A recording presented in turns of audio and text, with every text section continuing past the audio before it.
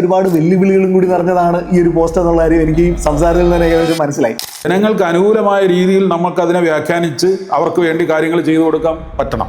അതാണ് അതിനർത്ഥം. നമസ്കാരം, ഏവർക്കും സൂപ്പർ നോട്ട്സിന്റെ മറ്റൊരു പോഡ്കാസ്റ്റിലേക്ക് സ്വാഗതം. ഇന്ന് നമ്മളോടൊപ്പം ഉള്ളത് നന്ദകുമാർ സാറാണ്. സാറ് പഞ്ചായത്ത് സെക്രട്ടറി പോസ്റ്റിൽ റിട്ടയർ ചെയ്തിട്ട് ഏകദേശം സർവീസ് കാലം 27 വർഷത്തോളം കാലം സർവീസ് ചെയ്തിട്ടുള്ള ആളാണ്. അപ്പം ഒരുപാട് എക്സ്പീരിയൻസ് ഉള്ള ഒരാളെയാണ് കിട്ടിയിരിക്കുന്നത്.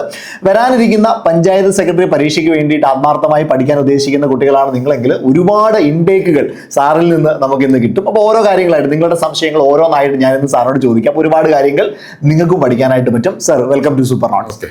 ഒരുപാട് സന്തോഷമുണ്ട് സാറിൻ്റെ ഈ ഒരു സമയം. ഒരുപാട് തിരക്കുള്ള ആളാണെന്ന് അറിയാം. ഇപ്പോഴും ഒരുപാട് ചുമതലകളുണ്ട്. അതിൻ്റെ ഒപ്പം സൂപ്പർ നോട്ട്സിൻ്റെ കൂട്ടത്തിൽ കുട്ടികൾക്ക് വേണ്ടി ഒരു സമയം ചെലവഴിക്കാൻ സാറ് കാണിച്ച ആ ഒരു സന്തോഷത്തെ ഓർത്ത് ഒരുപാട് സന്തോഷമുണ്ട്.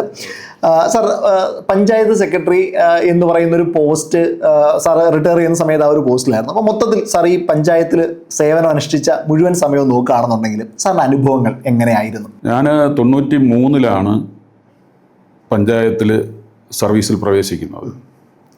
നമ്മൾ അന്ന് സർവീസിൽ പ്രവേശിക്കുന്ന സമയത്ത് ഇന്ന് നമ്മൾ പഞ്ചായത്തുകൾക്ക് കാണുന്ന പത്രാസും പ്രതാപമൊന്നുമില്ല.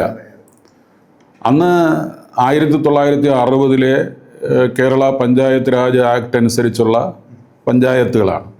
വളരെ കുറച്ച് സേവനങ്ങളും കുറച്ച് പണികളും കുറച്ച് സമ്പത്തും ഒക്കെ ആയിട്ട് ഉള്ള പഞ്ചായത്തുകളാണ് ഞാനൊക്കെ സേവനത്തിൽ പ്രവേശിക്കുന്ന സമയത്ത് പഞ്ചായത്തുകൾ എന്ന് പറയുന്നത്. കുറച്ച് റോഡ് പണികൾ, അതുപോലെ കുറച്ച് ക്ലീനിങ്, അങ്ങനെ ചെറിയ ചെറിയ പരിപാടികൾ, തെരുവ് വിളക്ക് പരിപാലനം, തെരുവ് നായകളുടെ ഇല്ലായ്മ ചെയ്യൽ, ഇങ്ങനെയൊക്കെയുള്ള ചെറിയ ചെറിയ ജോലികളുമായി കഴിയുന്ന പഞ്ചായത്തായിരുന്നു അന്നത്തെ പഞ്ചായത്ത് എന്ന് പറയുന്നത്.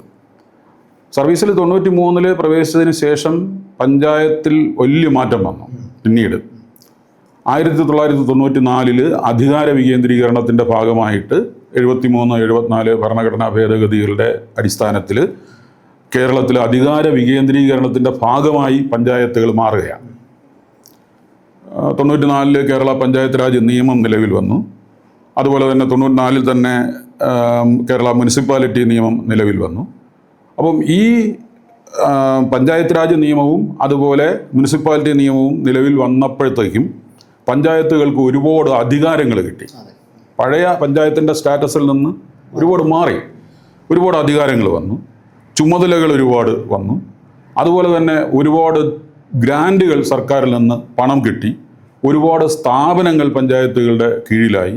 അങ്ങനെ പഞ്ചായത്തുകളുടെ ഒരു അധികാരവും അതുപോലെ തന്നെ പത്രാസും അതുപോലെ തന്നെ ഇതുമൊക്കെ മാറുകയാണ് 94. അത് കഴിഞ്ഞ് നമ്മുടെ കേരളത്തിൽ പ്രത്യേകിച്ചുണ്ടായ ഒരു പ്രധാനപ്പെട്ട ഒരു മാറ്റം എന്ന് പറയുന്നത് 1996 ഓഗസ്റ്റ് 17, നിങ്ങൾക്ക് ഓർമ്മ ഉണ്ടോയെന്നറിയില്ല, 1996 ഓഗസ്റ്റ് 17 കേരളത്തിൽ ജനകീയാസൂത്രണ പ്രസ്ഥാനം ആരംഭിക്കുന്നു. അധികാര വികേന്ദ്രീകരണം കേരളത്തിൽ നടപ്പിലാക്കിയത് ഈ ജനകീയാസൂത്രണ പ്രസ്ഥാനത്തിലൂടെയാണ്. അപ്പോൾ ഈ ജനകീയാസൂത്രണ പ്രസ്ഥാനത്തിൻ്റെ ഒരു പ്രത്യേകത എന്ന് പറയുന്നത് നമ്മുടെ സംസ്ഥാന സർക്കാരിൻ്റെ വാർഷിക പദ്ധതിയിൽ നീക്കിവെക്കുന്ന തുകയുടെ 30% തുക തദ്ദേശ സ്വയംഭരണ സ്ഥാപനങ്ങൾക്ക് കൊടുത്തിട്ട് തദ്ദേശ സ്വയംഭരണ സ്ഥാപനങ്ങളോട് നിങ്ങൾക്ക് ആവശ്യമുള്ള പദ്ധതികൾ നടപ്പിലാക്കി പഞ്ചായത്തുകളുടെ വികസനത്തിൽ ഭാഗവാക്കാക്കാൻ പറയുകയാണ്. അത് അങ്ങനെ ഒരു വലിയ മാറ്റം വന്നു. അപ്പോൾ 96 ജനകീയാസൂത്രണ പ്രസ്ഥാനം വരും. കുറേ കഴിഞ്ഞ് പഞ്ചായത്തുകളിൽ ജനസൗഹൃദ പഞ്ചായത്തുകൾ എന്നുള്ള ഒരു കൺസെപ്റ്റ് വരുന്നു. അതിൻ്റെ ഭാഗമായി പഞ്ചായത്തുകളിൽ ഫ്രണ്ട് ഓഫീസ് വന്നു. എന്ന് പറഞ്ഞാൽ പൊതുജനങ്ങൾ പഞ്ചായത്തിൽ വന്നു കഴിഞ്ഞാൽ അവരുടെ പരാതികളും അവരുടെ ആവലാതികളും സ്വീകരിക്കാൻ, അപേക്ഷകൾ സ്വീകരിക്കാൻ ഫ്രണ്ട് ഓഫീസിലൊരു സംവിധാനം ഉണ്ടാവും. അത് ഫ്രണ്ട് ഓഫീസ് സംവിധാനം. അവർക്ക് അകത്ത് ചെന്ന് സ്റ്റാഫുകളെയോ മറ്റാരെയും കാണേണ്ടതില്ല. ഇവിടെ അവരുടെ അപേക്ഷകൾ സ്വീകരിക്കും, വാങ്ങും, രസീത് കൊടുക്കും. ഇത്ര ദിവസത്തിനുള്ളിൽ സേവനം കിട്ടും എന്ന് പറഞ്ഞൊരു രസീത് കൊടുക്കും. ആ ദിവസത്തിനുള്ളിൽ സേവനം കൊടുക്കും. പഞ്ചായത്തുകളിൽ ഫ്രണ്ട് ഓഫീസ് സംവിധാനം പഞ്ചായത്തുകളിൽ വന്ന വളരെ വലിയൊരു മാറ്റമാണ്. അത് കഴിഞ്ഞിട്ട് പിന്നെ പഞ്ചായത്തുകളിൽ സോഫ്റ്റ്വെയറുകൾ വന്നു.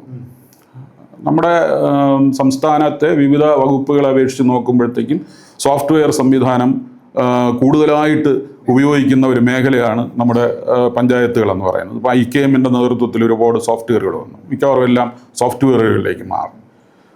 അത് ILGMS, ഇപ്പം ലേറ്റസ്റ്റ് ആയിട്ട് K-Smart എന്ന് പറയുന്ന സോഫ്റ്റ്വെയർ ഉപയോഗിക്കുന്നു. പിന്നെ മറ്റൊരു കാതലായ മാറ്റം പഞ്ചായത്തുകളിൽ ഉണ്ടായതെന്ന് പറയുന്നത് എല്ലാ പഞ്ചായത്തുകളും ISO നിലവാരത്തിലേക്ക് ഉയർന്നു എന്നുള്ളതാണ്. പഞ്ചായത്ത് ഓഫീസുകളിൽ പോയിട്ടുണ്ടോ? ഉണ്ടോ?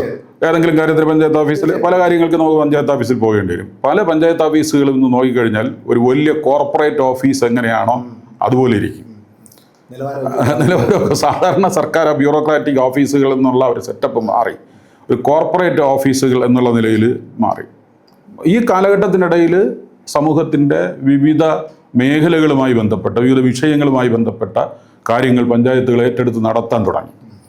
അപ്പം പഞ്ചായത്തിൽ വന്നിട്ടുള്ള ഒരു മാറ്റത്തിൻ്റെ കാലഘട്ടത്തിൽ എനിക്ക് പഞ്ചായത്തിനോടൊപ്പം നടന്നു പോകാൻ കഴിഞ്ഞു, ആ അനുഭവം പങ്കുവയ്ക്കാൻ കഴിഞ്ഞു, ഭാഗവാക്കാക്കാൻ കഴിഞ്ഞു എന്നുള്ളതാണ് എനിക്ക് ഏറ്റവും പ്രധാനപ്പെട്ട ഒരു ചാരിതാർത്ഥ്യമായിട്ട് തോന്നുന്നത്. സാർ ഇപ്പോൾ പറഞ്ഞതിനകത്തിൽ ഒരു പ്രധാനപ്പെട്ട കാര്യം എന്ന് വെച്ച് കഴിഞ്ഞാൽ ഇതെനിക്ക് തോന്നുന്നു നമ്മൾ ഒരു പോസ്റ്റിനേക്കാൾ അവർക്ക് പഠിക്കാനുള്ള കുറേ കാര്യങ്ങൾ. അതായത് എല്ലാ വിഷയങ്ങളും ഒരു വ്യക്തിയെ സംബന്ധിച്ചിടത്തോളം അയാളുടെ ജനനം മുതൽ മരണം വരെയുള്ള കാര്യങ്ങൾ പഞ്ചായത്തിൽ കൈകാര്യം ചെയ്യും. തീർച്ചയായിട്ടും. കാരണം ഈ പഞ്ചായത്ത് എന്ന് പറയുമ്പോഴത്തേക്കും ജനപ്രതിനിധികളാണ് പഞ്ചായത്തിൻ്റെ ഭരണം തീരുമാനിക്കുന്നത്. തിരഞ്ഞെടുക്കപ്പെടുന്ന ജനപ്രതിനിധികൾ, പഞ്ചായത്ത്, അതാണ് നമ്മൾ പഞ്ചായത്ത് എന്ന് പറയുന്നത്. അപ്പോൾ ഈ പഞ്ചായത്തിലെ അംഗങ്ങൾ എന്ന് പറയുന്നത് ഈ നമ്മുടെ പ്രദേശത്തെ ജനങ്ങൾക്കിടയിൽ നിന്ന് അവർക്ക് പരിചിതമായിട്ടുള്ള ഒരാളാണ് ഈ അംഗമായി വരുന്നത്.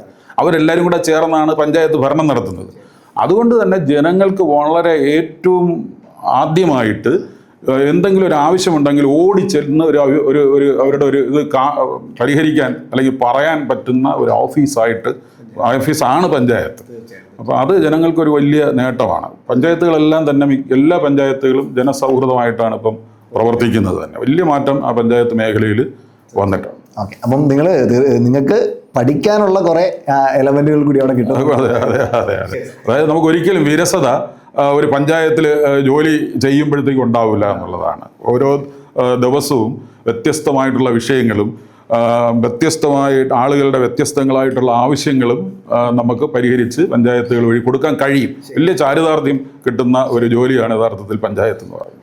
സാറ് റിട്ടയർ ചെയ്യുന്നത് പഞ്ചായത്ത് സെക്രട്ടറി എന്ന് പറയുന്ന പോസ്റ്റാണ്. സാർ, പ്രധാനമായിട്ടും എന്തൊക്കെ ചുമതലകളും ഉത്തരവാദിത്തങ്ങളുമാണ് ഒരു പഞ്ചായത്ത് സെക്രട്ടറി എന്ന് പറയുന്ന പോസ്റ്റിലുള്ളത്?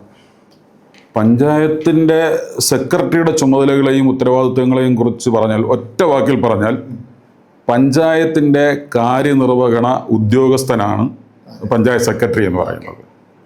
ഒരൊറ്റ വാക്കിൽ നമുക്ക് പറഞ്ഞു കഴിഞ്ഞാൽ പഞ്ചായത്ത് ആക്ടിൽ ആ കാര്യം പറയുന്നുണ്ട്. പഞ്ചായത്തിൻ്റെ കാര്യനിർവഹണ ഉദ്യോഗസ്ഥനാണ് അദ്ദേഹം എന്ന് പറഞ്ഞാൽ എല്ലാ കാര്യങ്ങളും പഞ്ചായത്തിൻ്റെ സകല കാര്യങ്ങളും നിർവഹിക്കേണ്ട ജോലി പഞ്ചായത്ത് സെക്രട്ടറിക്കാണ്. എന്ന് പറയുമ്പോൾ പഞ്ചായത്ത് സെക്രട്ടറിയുടെ കീഴിൽ ധാരാളം സ്റ്റാഫുകളുണ്ടാവും. അപ്പോൾ ഈ സ്റ്റാഫുകളെ ഉപയോഗിച്ച് അല്ലെങ്കിൽ സംവിധാനങ്ങളെ ഉപയോഗിച്ചുകൊണ്ട് ജനങ്ങൾക്ക് ആവശ്യമുള്ള പഞ്ചായത്തിന് നിറവേറ്റേണ്ടതായിട്ടുള്ള എല്ലാ കാര്യങ്ങളും പഞ്ചായത്ത് സെക്രട്ടറി നിർവഹിച്ചു കൊടുക്കണം എന്നുള്ളതാണ് പ്രധാനപ്പെട്ട, ഒറ്റ വാക്കിൽ പറഞ്ഞാൽ. പിന്നെ പഞ്ചായത്ത് ആക്ടിനകത്ത്, പഞ്ചായത്ത് ആക്ടിലെ വകുപ്പ് 182 പഞ്ചായത്ത് സെക്രട്ടറിയുടെ ചുമതലകൾ എന്തൊക്കെയാണ് എന്നുള്ളത് സ്പെസിഫിക്കായി തന്നെ പറയുന്നുണ്ട്. ഏറ്റവും പ്രധാനപ്പെട്ട കാര്യം എന്ന് പറയുന്നത് പഞ്ചായത്ത് സെക്രട്ടറി എന്ന് പറയുന്നത്, ഞാൻ നേരത്തെ പറഞ്ഞല്ലോ, കാര്യനിർവഹണ ഉദ്യോഗസ്ഥനാണ്, പഞ്ചായത്തിന് വേണ്ടി കാര്യങ്ങളെല്ലാം ചെയ്യുക എന്നുള്ളത്. മറ്റൊന്ന്, പഞ്ചായത്ത് യോഗം നടക്കുന്ന സമയത്ത് പഞ്ചായത്ത് യോഗത്തിൽ ഹാജരായി ആ യോഗത്തിലെ അജണ്ട സംബന്ധിച്ച് വ്യക്തമായ അഭിപ്രായം ആ യോഗത്തിൽ രേഖപ്പെടുത്തി അതനുസരിച്ച് തീരുമാനങ്ങൾ കൈക്കൊള്ളുന്നതിന് പഞ്ചായത്തിനെ സഹായിക്കുക എന്നുള്ളതാണ് പഞ്ചായത്ത് സെക്രട്ടറിയുടെ ഏറ്റവും പ്രധാനപ്പെട്ട മറ്റൊരു ഉത്തരവാദിത്വം എന്ന് പറയുന്നത്. അതായത് പഞ്ചായത്തിലെ എല്ലാ കാര്യങ്ങളും നടക്കുന്നത് പഞ്ചായത്ത് തീരുമാനിക്കുന്നതിൻ്റെ അടിസ്ഥാനത്തിലാണ്. അതായത് ഇപ്പം നമ്മുടെ പഞ്ചായത്തിലൊരു 22 അംഗങ്ങളുണ്ടെങ്കിൽ ഈ 22 അംഗങ്ങൾ യോഗം ചേർന്ന് ആണ് തീരുമാനങ്ങൾ എടുക്കുന്നത്. നമ്മുടെ പഞ്ചായത്തിൽ എന്ത് വേണം, എങ്ങനെ വേണം എന്നുള്ളത് തീരുമാനിക്കുന്നത് പഞ്ചായത്ത് യോഗമാണ്. അപ്പോൾ ആ യോഗത്തിൻ്റെ പരിഗണനയ്ക്ക് വരുന്ന വിഷയങ്ങളിൽ നിയമപരമായി തീരുമാനമെടുക്കാൻ പഞ്ചായത്തിനെ സഹായിക്കുക എന്നുള്ളത് പഞ്ചായത്ത് സെക്രട്ടറിയുടെ ഒരു പ്രധാനപ്പെട്ട ഒരു ചുമതലയാണ്. എല്ലാ കാര്യങ്ങളിലും അദ്ദേഹത്തിൻ്റെ അഭിപ്രായം മസ്റ്റായിട്ട് പറയണം.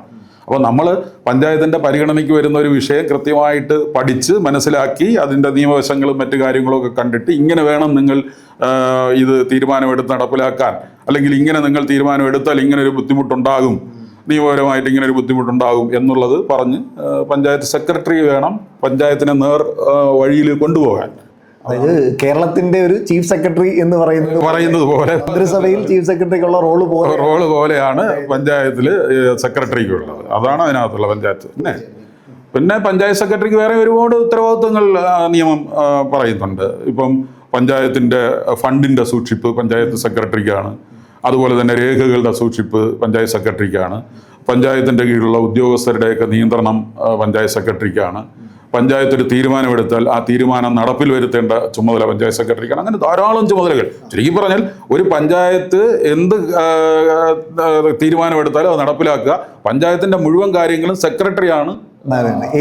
കാര്യങ്ങൾ ചെയ്യേണ്ടത് പഞ്ചായത്ത് സെക്രട്ടറിയായി. എനിക്ക് തോന്നുന്നു അതിൽ തന്നെ ഉണ്ട്. ഞാൻ അടുത്ത ചോദ്യം ഇതായിരുന്നു, സർക്കാർ പദ്ധതികൾ നടപ്പാക്കുന്നതിൽ പഞ്ചായത്ത് സെക്രട്ടറിക്ക് എത്രത്തോളം പങ്ക്? അതിൽ ഒരു ചെറിയൊരു കാര്യങ്ങളും കൂടെ ഒന്ന് അത് വിശദീകരിക്കേണ്ട കാര്യമുണ്ട്.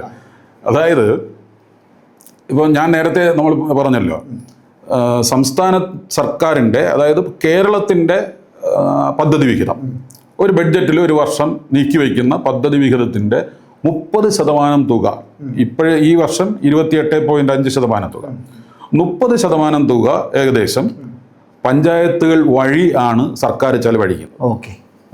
എന്ന് പറഞ്ഞാൽ സർക്കാർ 90 രൂപ വയ്ക്കുകയാണെങ്കിൽ 30 രൂപ പഞ്ചായത്തുകൾക്ക് കൊടുത്തിട്ട് പഞ്ചായത്തുകൾക്ക് പറയും നിങ്ങളുടെ പ്രദേശത്ത് ആവശ്യമുള്ള പദ്ധതികൾ ആവിഷ്കരിച്ച് നടപ്പിലാക്കിക്കൊള്ളാൻ പറഞ്ഞ് പഞ്ചായത്തുകൾക്ക് കൊടുക്കുകയാണ് ചെയ്യുന്നത്. 30% തുക അത് പഞ്ചായത്തുകൾ വഴി നടക്കും. പിന്നെ അല്ലാതെ തന്നെ സർക്കാരിൻ്റെതായിട്ടുള്ള പല ഫ്ലാഗ്ഷിപ്പ് പ്രോഗ്രാംസും ആര് വഴിയാണ് നടപ്പിലാക്കുന്നത്? പഞ്ചായത്തുകൾ വഴിയാണ് നടക്കുന്നത്. നമ്മൾ കേട്ടിട്ടുണ്ടായിരിക്കും ഈ സമ്പൂർണ്ണ ഭവന പദ്ധതി, കേട്ടിട്ടില്ലേ? ലൈഫ് ഇപ്പം നമ്മൾ ഏകദേശം 5-5.5 ലക്ഷം പേർക്ക് വീടുകൾ കൊടുത്തു. വലിയൊരു ഫ്ലാഗ്ഷിപ്പ് പ്രോഗ്രാമായിരുന്നു സർക്കാരിൻ്റെ. ഈ ലൈഫ് സർക്കാരിൻ്റെ പദ്ധതി സർക്കാർ പഞ്ചായത്തുകൾ വഴിയാണ് നടപ്പിലാക്കുന്നത്.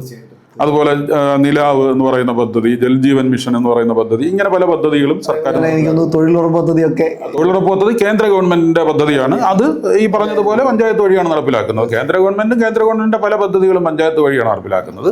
കാരണം പഞ്ചായത്തിനെ ഒഴിവാക്കിക്കൊണ്ട് ഒരു വികസന പദ്ധതികൾ ഇപ്പോൾ നടപ്പിലാക്കാൻ പറ്റില്ല. അതുകൊണ്ട് തന്നെ ഈ പഞ്ചായത്തുകൾക്ക് അതിൻ്റെതായിട്ടുള്ള ഒരു പ്രത്യേക റോളുണ്ട്. അപ്പോൾ നമ്മളിതിനെ രണ്ടായിട്ട് വിവേചിക്കേണ്ടി വരും. ഒന്ന്, പഞ്ചായത്തുകൾ തനതായി ആവിഷ്കരിച്ച് നടത്തുന്ന പദ്ധതി, അതിന് സർക്കാർ ഈ പറഞ്ഞതുപോലെ 30% കൊടുക്കും. പിന്നെ സർക്കാർ നടപ്പിലാക്കുന്ന, സംസ്ഥാന കേന്ദ്ര സർക്കാരുകൾ നടപ്പിലാക്കുന്ന പദ്ധതികൾ, അതും ആ തുകകളും നിർദ്ദേശമൊക്കെ താഴോട്ട് കൊടുത്തിട്ട് പഞ്ചായത്തുകൾ വഴി നടപ്പിലാക്കുക. ഇങ്ങനെയാണ് സാധാരണ നടപ്പിലാക്കുക. അപ്പോൾ പ്രോഗ്രാം ഇംപ്ലിമെന്റേഷൻ എന്നുള്ളിടത്ത് വലിയ റോള്. അതായത് അത് നേരത്തെ സെക്രട്ടറിമാരുടെ ചുമതലകൾ പറഞ്ഞ സമയത്ത് ഇതൊരു പ്രധാനപ്പെട്ട ചുമതലയാണ്. പഞ്ചായത്തുകളുടെ വാർഷിക പദ്ധതികൾ, അതുപോലെ തന്നെ പഞ്ചവത്സര പദ്ധതികളും ദീർഘകാലമായിട്ടുള്ള പദ്ധതികളും ഒക്കെ നടപ്പിലാക്കി ആവിഷ്കരിച്ച് നടപ്പിലാക്കുന്നതിൻ്റെ പൂർണ്ണ ഉത്തരവാദിത്വം പഞ്ചായത്ത് സെക്രട്ടറിക്കാണ്. പഞ്ചായത്ത് സെക്രട്ടറിയാണ് ആളിനാള്. അതിന്റെ മുകളിൽ പഞ്ചായത്ത് യോഗം ഉണ്ട്. പക്ഷെ ആ പഞ്ചായത്ത് യോഗം ഉണ്ടെങ്കിൽ തന്നെയും ആ യോഗത്തിനെ നേരാവഴിയിൽ നയിച്ച് കാര്യങ്ങളൊക്കെ തീരുമാനിച്ച് പഞ്ചായത്തിന്, ജനങ്ങൾക്ക് ഉപകാരപ്രദമായി പഞ്ചായത്തിനെ മുന്നോട്ട് കൊണ്ടുപോവുക എന്ന് പറയുന്നത് പഞ്ചായത്ത് സെക്രട്ടറിയുടെ ചുമതലയാണ്. എനിക്ക് തോന്നുന്നു, അതായത് ഉത്തരവാദിത്വം വലുതാണ്. വലിയ ഉത്തരവാദിത്വമാണ്. പഞ്ചായത്ത് സെക്രട്ടറിക്കാണ് ഉത്തരവാദിത്വം. എല്ലാം പഞ്ചായത്ത് സെക്രട്ടറിയോട് ആയിരിക്കും ചോദിക്കും. തീർച്ചയായിട്ടും. ഏതെന്തെങ്കിലും ഒരു ഫാൾട്ട് വന്നാലോ, ഒരു പരാതി വന്നാലോ, മറ്റെന്തെങ്കിലും തരത്തിൽ ആരെങ്കിലും ഒരു പരാതി പഞ്ചായത്തിനെതിരെ കൊടുത്താലും എല്ലാത്തിനും കേസ് കൊടുക്കുന്നതും ആരുടെ പേരിലായിരിക്കും? പഞ്ചായത്ത് സെക്രട്ടറിയുടെ. അപ്പോൾ ഒരാൾ പഞ്ചായത്തിനെതിരെ കേസ് കൊടുക്കുകയാണെങ്കിൽ പഞ്ചായത്ത് സെക്രട്ടറിക്കെതിരെ രീതിയിലായിരിക്കും കേസ് കൊടുക്കുക. ആ ഒരു ഉത്തരവാദിത്വം കൂടി, വലിയ ഉത്തരവാദിത്വമുള്ള ഒരു പോസ്റ്റ്, നല്ലൊരു പോസ്റ്റാണ് പഞ്ചായത്ത് സെക്രട്ടറി പോസ്റ്റ് എന്ന് പറയുന്നത്. ഓക്കെ സാർ, അതേപോലെ തന്നെ ഇപ്പം സാറിൻ്റെ അനുഭവത്തിൽ ഇപ്പം പറഞ്ഞു പഞ്ചായത്ത് ഭരണം നടത്തുന്നതുമായി ബന്ധപ്പെട്ട് യോഗങ്ങൾ കൂടുന്നു. അതിൽ ഏറ്റവും പ്രധാനപ്പെട്ടതാണ് ഗ്രാമസഭ എന്ന് പറയുന്നത്. അല്ലെങ്കിൽ ഏറ്റവും താഴെ ജനങ്ങൾക്ക് സമ്മേളിക്കാൻ പറ്റുന്നൊരു വിഭാഗമാണ് അല്ലെങ്കിൽ യോഗമാണ് ഗ്രാമസഭകൾ. ഇപ്പം എത്രത്തോളം സജീവമാണ് സാർ ഗ്രാമസഭകളെ പറ്റി? എത്രത്തോളം സജീവമാണ് എന്നുള്ള ഒരു ചോദ്യത്തിന്റെ ഉത്തരം പണ്ടത്തെ പോലെ അത്ര സജീവമല്ല എന്നുള്ളതാണ്. അതായത് ഞാൻ ഒരു കാര്യം കൂടെ പറഞ്ഞു, നേരത്തെയൊക്കെ എൻ്റെ കുട്ടിക്കാലത്തൊക്കെ ഞാനും ഗ്രാമസഭകൾക്ക് പോകുമായിരുന്നു. ഇപ്പൊ ഗ്രാമസഭകൾ നടക്കുന്നത് പോലും അറിയുന്നില്ല. അതായത് 1996 നമുക്ക് ജനകീയാസൂത്രണ പ്രസ്ഥാനം ആരംഭിക്കുന്നതെന്ന് ഞാൻ പറഞ്ഞു. അതുപോലെ തന്നെ 94 പഞ്ചായത്ത് രാജ് നിയമവും നിലവിൽ വരുന്നു. അതോടുകൂടിയാണ് ഗ്രാമസഭകൾ വരുന്നത്. ഇതൊരു ഭരണഘടനാ സ്ഥാപനമാണ് ഈ ഗ്രാമസഭ എന്ന് പറയുന്നത്. അതായത് അധികാര വികേന്ദ്രീകരണത്തിൻ്റെ ഒരു സൂക്ഷ്മതല സംവിധാനമാണ് ഗ്രാമസഭ എന്ന് പറയുന്നത്. ഭരണഘടന വിഭാവനം ചെയ്യുന്ന ഒരു സംവിധാനമാണ് ഗ്രാമസഭ. ഗ്രാമസഭ എന്ന് പറയുന്നത് ഒരു പഞ്ചായത്തിലെ ഒരു പർട്ടിക്കുലർ വാർഡിലെ വോട്ടർ പട്ടികയിൽ പേരുള്ള അംഗങ്ങൾ അടങ്ങിയതാണ് ഗ്രാമസഭ എന്ന് പറയുന്നത്. നമുക്ക് പാർലമെൻറ്റ് അതുപോലെ അസംബ്ലി തിരഞ്ഞെടുപ്പിന് വേറെ വോട്ടർ പട്ടികയാണ്, പഞ്ചായത്തുകൾക്ക് വേണ്ടി പ്രത്യേക വോട്ടർ പട്ടികയുണ്ട്. അപ്പോൾ ഓരോ വാർഡിലെയും വോട്ടർ പട്ടികയിൽ പേരുള്ള അംഗങ്ങളാണ് ഗ്രാമസഭയിൽ പങ്കെടുക്കുന്നത്. അതായത് ഈ ഗ്രാമസഭയുടെ ഒരു പ്രധാനപ്പെട്ട പ്രാധാന്യം എന്ന് പറയുന്നത് എല്ലാ പഞ്ചായത്തുകളും അവർക്ക് നൽകിയിട്ടുള്ള ചുമതലകളുമായി ബന്ധപ്പെട്ട കാര്യത്തിൽ എല്ലാ വർഷവും പദ്ധതികൾ തയ്യാറാക്കി ജില്ലാ ആസൂത്രണ കമ്മിറ്റിക്ക് കൊടുത്ത് അംഗീകാരം വാങ്ങി നടപ്പിലാക്കണം. പഞ്ചായത്തുകൾക്ക് ധാരാളം ചുമതലകൾ കൊടുത്തിട്ടുണ്ട്. ഈ ചുമതലകളുമായി ബന്ധപ്പെട്ട കാര്യത്തിൽ പ്രോജക്റ്റുകൾ, പദ്ധതികൾ തയ്യാറാക്കണം. എല്ലാ വർഷവും തയ്യാറാക്കിയിട്ട് അത് ആസൂത്രണ സമിതിക്ക്, ജില്ലാ ആസൂത്രണ സമിതിക്ക് കൊടുത്തിട്ട് അവരുടെ അംഗീകാരം വാങ്ങി നമ്മൾ നടപ്പിലാക്കി പോകണം. അതുവഴി ജനങ്ങൾക്കിടയിൽ സാമ്പത്തിക വികസനവും സാമൂഹ്യ നീതിയും ഉറപ്പാക്കുകയാണ് ലക്ഷ്യം. അപ്പോൾ ചുരുക്കി പറഞ്ഞാൽ, നേരത്തെ ചോദിച്ചില്ലേ പഞ്ചായത്ത് സെക്രട്ടറിയുടെ ഉത്തരവാദിത്വം എന്താണ് എന്നുള്ളത്. അതായത് പഞ്ചായത്തിലെ ജനങ്ങൾക്കിടയിൽ സാമ്പത്തിക വികസനവും സാമൂഹ്യ നീതിയും ഉറപ്പാക്കുക എന്നുള്ളതാണ്. അതിനുവേണ്ടി വാർഷിക പദ്ധതികൾ തയ്യാറാക്കണം. വാർഷിക പദ്ധതികൾ തയ്യാറാക്കുമ്പോൾ ഗ്രാമസഭകളുടെ ശുപാർശകളും കൂടി നിർദ്ദേശങ്ങളും കൂടി പരിഗണിച്ചുകൊണ്ട് വേണം ഇത്തരത്തിലുള്ള വാർഷിക പദ്ധതികൾ തയ്യാറാക്കാൻ. അപ്പോൾ ഗ്രാമസഭയ്ക്ക് പ്രാദേശിക ഭരണത്തിൽ വലിയ പങ്കാണുള്ളത്. എന്ന് പറഞ്ഞാൽ ഈ പറഞ്ഞതുപോലെ വികസന പദ്ധതികൾ തയ്യാറാക്കുന്ന കാര്യത്തിൽ അവരുടെ നിർദ്ദേശങ്ങൾക്ക് വലിയ പങ്കുണ്ട്. ഗുണഭോക്താക്കളുടെ മുൻഗണന നിശ്ചയിക്കുന്നതിൽ അവർക്ക് വലിയ പങ്കുണ്ട്. പണ്ടത്തെ ആളുകൾക്ക് കൂടുതൽ പണ്ടത്തെ നമ്മുടെ ആ ജനകീയാസൂത്രണം തുടങ്ങുന്ന സമയത്ത്, അല്ലെങ്കിൽ നമ്മുടെ വികേന്ദ്രീകൃത ആസൂത്രണം നിലവിൽ വരുന്ന ആ സമയത്ത് എന്ന് പറയുന്നത് കൂടുതൽ പാർട്ടിസിപ്പേഷൻ ഈ മേഖലയിൽ ഉണ്ടായിരുന്നു. പിന്നീട് ഇപ്പം നമുക്ക് ജനങ്ങളുടെ ഇടയിൽ ഒരുപാട് ജനങ്ങൾക്ക് തന്നെ സാമ്പത്തികമായിട്ട് ഒരുപാട് വികാസം വന്നു, തൊഴിലവസരങ്ങൾ കൂടി, തൊഴിലില്ലാത്തവർ വളരെ കുറവാണ്.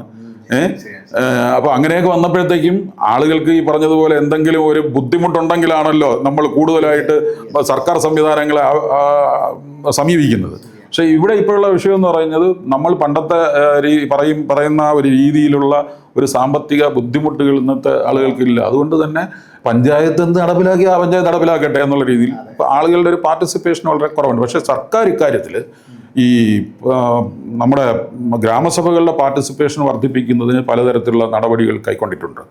ഇപ്പം ഒരു പ്രധാനപ്പെട്ട കാര്യം എന്ന് പറഞ്ഞാൽ അപ്പം നേരത്തെ പറഞ്ഞില്ലേ ഞങ്ങളൊന്നും ഇപ്പോൾ ഗ്രാമസഭ കൂടുന്നത് അറിയാറില്ല എന്ന്. അത് കൃത്യമായിട്ട് വാർഡ് മെമ്പർമാർ നമുക്ക് നോട്ടീസ് വീട്ടിൽ കൊണ്ട് തന്ന് ഇന്ന ദിവസം ഗ്രാമസഭ കൂടുന്നുണ്ട് എന്ന് അറിയിച്ച് നമ്മളെ കൂടെ അതിൽ പങ്കെടുപ്പിക്കണം. അപ്പോൾ അതിന് പഞ്ചായത്ത് സെക്രട്ടറിക്കും പഞ്ചായത്തിലെ വാർഡ് മെമ്പർമാർക്കും ഒക്കെ വലിയ പങ്കുണ്ട്. തീർച്ചയായിട്ടും. ഓക്കെ സാർ, ഇപ്പം പക്ഷേ ഈ സാറ് പറഞ്ഞത് വെച്ചിട്ടാണ് ഒരുപാട് ഉത്തരവാദിത്തങ്ങളുണ്ട്, അതേപോലെ തന്നെ ഒരുപാട് വെല്ലുവിളികളും കൂടി നിറഞ്ഞതാണ് ഈ ഒരു പോസ്റ്റ് എന്നുള്ള കാര്യം എനിക്ക് ഈ സംസാരത്തിൽ തന്നെ ഏകദേശം മനസ്സിലായി. സാർ, എന്തൊക്കെയാണ് പ്രധാനമായിട്ടും ഒരു പഞ്ചായത്ത് സെക്രട്ടറി നേരിടേണ്ട വെല്ലുവിളികൾ? പഞ്ചായത്ത് സെക്രട്ടറിക്ക് വെല്ലുവിളികൾ എന്ന് പറയുമ്പോഴത്തേക്കും പ്രധാനം എന്ന് പറയുന്നത്, ഞാൻ നേരത്തെ പറഞ്ഞല്ലോ, പഞ്ചായത്തിൻ്റെ ഭരണം ആരിൽ നിക്ഷിപ്തമാണ്? ജനങ്ങളിൽ നിക്ഷിപ്തമാണ്. ജനങ്ങൾ തിരഞ്ഞെടുക്കുന്ന ജനപ്രതിനിധികളിൽ നിക്ഷിപ്തമാണ്. പഞ്ചായത്താണ് പഞ്ചായത്തിൻ്റെ ഭരണം നിയന്ത്രിക്കുന്നത്. അവിടെ വ്യത്യസ്തമായിട്ടുള്ള രാഷ്ട്രീയ കക്ഷികളുണ്ടാവും, പ്രതിനിധികളുണ്ടാവും, അല്ലേ?